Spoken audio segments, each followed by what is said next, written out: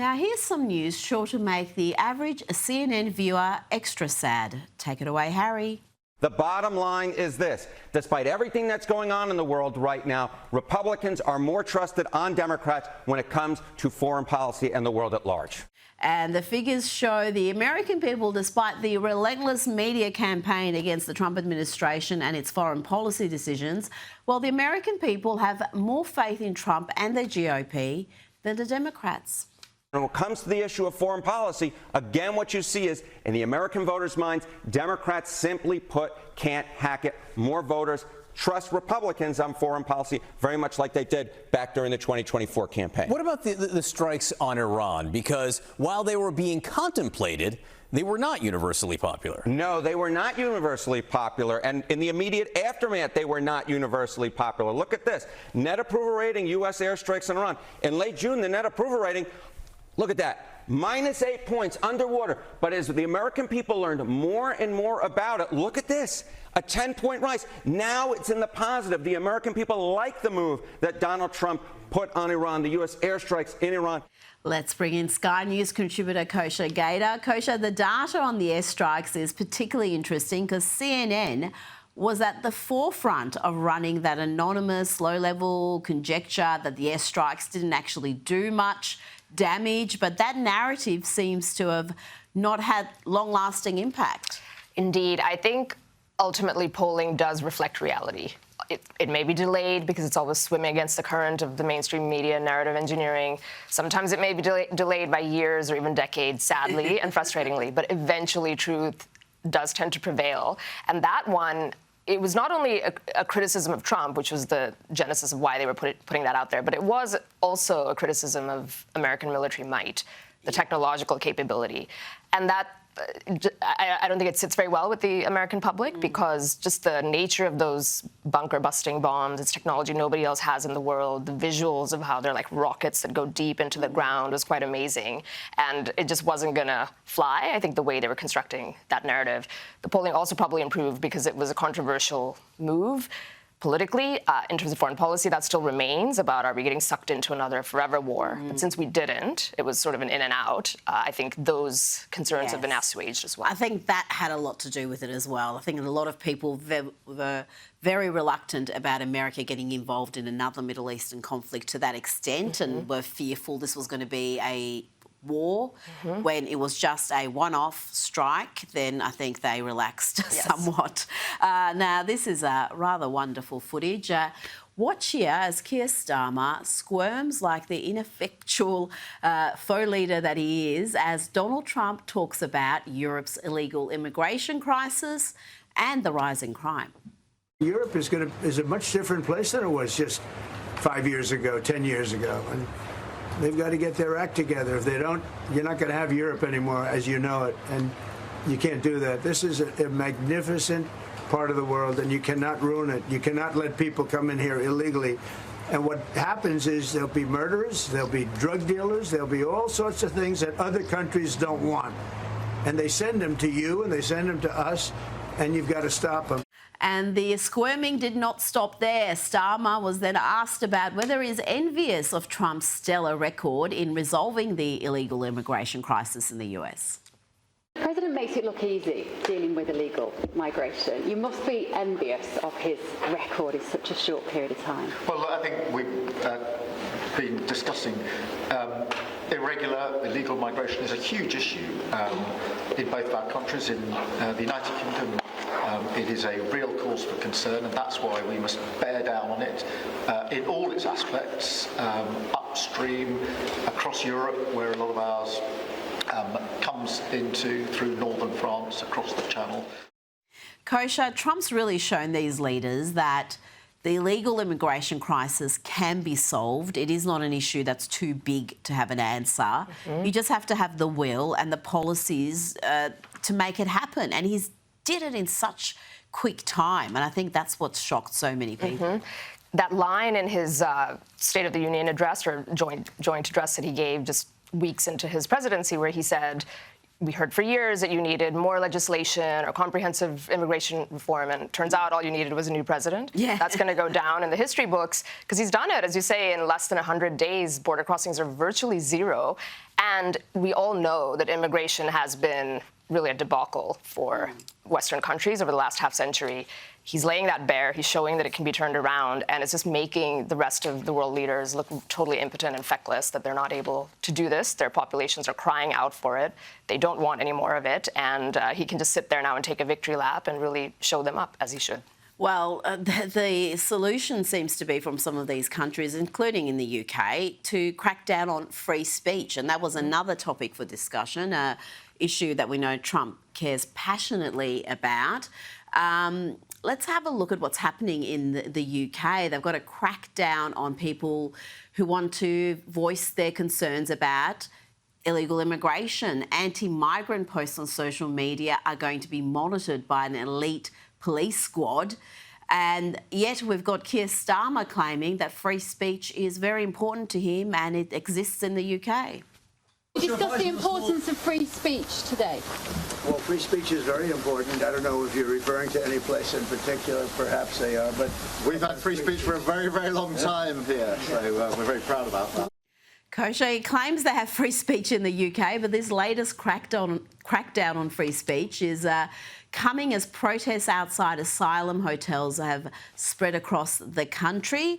And we've got people right now locked up for some of them lengthy terms, around 3 years, for things they've posted in opposition to immigration. It's outrageous. Months, even up to 3 years, as you say. One is a 55-year-old mother who was locked up. So these are not violent offenders.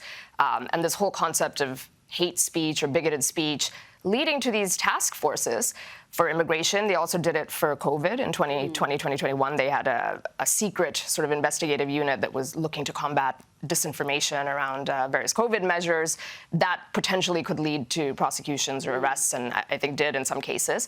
So Keir Starmer is right in that there is a long history of free speech in the UK, going all the way back to the Magna Carta in 1215. That's where it all germinated out of. That's what makes it even more shameful and sad that they're doing this. Exactly. It has to be defended.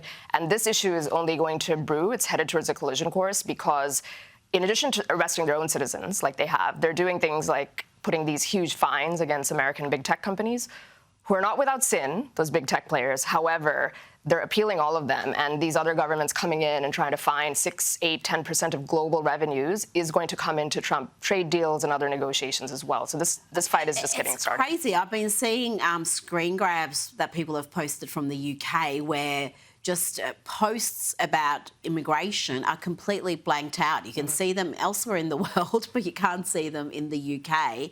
And we've got people who have been accused of incitement via their tweets, serving longer jail terms, some of them, than people involved in the grooming gang scandal. I mean, it's just absolutely crazy. We've got more squirming from the UK Prime Minister here. Trump's asked about whether he's going to go to London, and he can't help mentioning Sadiq Khan, the mayor, and how terrible he is. You visit London during the state visit? I will. I'm not a fan of your mayor. Why not? I think he's done a terrible job, the mayor of London. But the nasty person, I think he's done. I think he's a friend of mine, actually. No, I think he's done a terrible job. But I would certainly visit London. Yeah. I love how Trump just ignored what Keir Starmer said there and just reiterated, yes, Sadiq Khan is doing a terrible job. He's a nasty person. It's so funny because he says he's doing a terrible job, which is true if you want to defend that. Crime has been up, basically knife crime, violent crime, sexual assault. They call it something like there's a rape reported per hour now in London, even shoplifting and all these things. And not all of that is at his feet. There are other upstream reasons for it, but that's not a good record, even though it does bear saying that he's the only mayor who's been re-elected 3 times. So he does keep getting re-elected despite that. That is true. But I love how Trump added that extra personal layer. He's doing a terrible job as mayor and he's nasty. And that's when Keir Starmer felt the need to come in and defend him, and he just swatted it away. Nope, he's doing a bad job. Ignored it, just kept talking. Now, a warning to our viewers, this next story does have some distressing content. It's a horrible story. What looks like race-based violence from Cincinnati received scant coverage until the Vice President talked about them. The scenes are horrific, but when I went to Google yesterday looking for news coverage, the mainstream media were missing in action. Indeed, the first news story that popped up was about Ice Cube's surprise appearance at the Cincinnati Music Festival. But that has all changed now because the Vice President was asked about this issue and he had this to say. What I saw is a mob of lawless thugs beating up on an innocent person, and it's disgusting. And I hope every single one of those people who engage in violence is prosecuted to the full extent of the law. And they will be. They will be so long as law enforcement in the state of Ohio takes their job seriously. I know Dave Yost cares a lot about these things. I don't know the full context. I don't know how the fight started. But the one part that I saw that was really gruesome is you had a grown man who sucker punched a middle-aged woman. And where I come from, at least, when you have a grown man who sucker punches a middle-aged woman, that person ought to go to jail for a very long time. And frankly, he's lucky there weren't some better people around because they would have handled it themselves. But if they're not going to handle it, the cops in Cincinnati, the law enforcement, you've got to prosecute people. We've had way too much lawlessness on the streets of great American cities.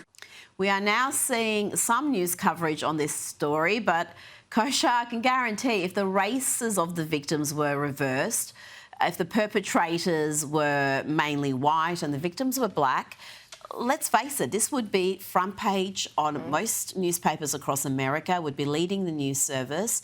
But it's taken the Vice President's intervention to actually put this even in the news cycle.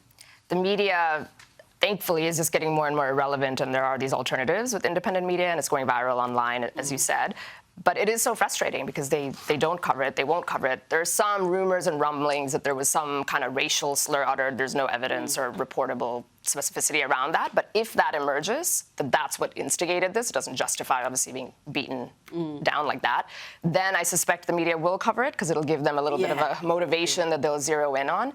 But it is frustrating. I think two things will force them to, either that, high-profile people like the Vice President speaking out about it, and then prosecutions, if they happen. Harmeet Dillon, who's the head of the civil rights group under Pam Bondi, under this administration, came out with a statement that federal statutes protect all Americans, regardless of color, and we will be watching the Cincinnati prosecutors closely to make sure that they bring charges against these people. That's what everybody's waiting to see. Absolutely, and yeah, she's a very good operator indeed. Vivek Ramaswamy has weighed in as well. He's running to be the governor of Ohio, and he posted this earlier today. He said he spoke to Holly, that's the woman who was knocked out, and she's a single working mum who went to a friend's birthday party. It's unconscionable that there were no police present in the area in Cincinnati on Friday night, or even an ambulance to take her to the hospital. Hardworking Americans shouldn't have to worry for their safety when they have a good time in our cities. Holly said not a single local or state official had yet reached out as of earlier this afternoon, other than one police detective. Leftists like to lecture about systematic injustice while thugs turn our cities into war zones. I'm done with their excuses. As governor, I'll make sure they'll be behind bars, not running wild. Our cops will have the green light to restore order. No apologies. This is a strong statement, and JD Vance also made a statement about making great American cities safe again. The local authorities in these big cities have allowed lawlessness to run wild. We have got to make great American cities safe again for families and children. If you want to take your wife or your children out for a meal, you shouldn't be worried about street violence, and the only way to destroy that street violence is to take the thugs who engage in that violence and throw their asses in prison. And I tell you, this could be the issue that turns those big cities red, because the big cities are almost all blue. Yes.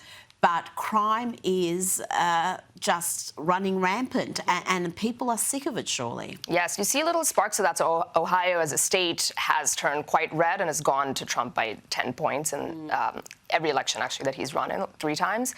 But you're right, these cities are not. The mayor, the vice mayor of Cincinnati came out with a statement trying to water it down and saying, oh, this was just an adult fight, is how she couched it, because they don't want to admit how derelict they are in their duty. Right. I mean, I've seen the full footage that's available online. It's disgusting. And this wasn't a fight. This was a full-blown gang attack. 2 helpless people bashed, almost a miracle they're alive. And Absolutely. then the second video is a a man by himself who is just horrifically bashed. They're trying to water it down, but the only thing that'll make a difference is prosecutions, handcuffs, and that is the deterrence. And we keep talking about Bukele and El Salvador and how he has done that by having very, very strong consequences for criminality. We need to bring that back, especially after BLM. The system has sent a very bad message that you can do these kinds of things and get away with it, especially if you're from certain groups. Yeah. And that has to be turned around. Absolutely. Kosha Gada, thank you so much for your time.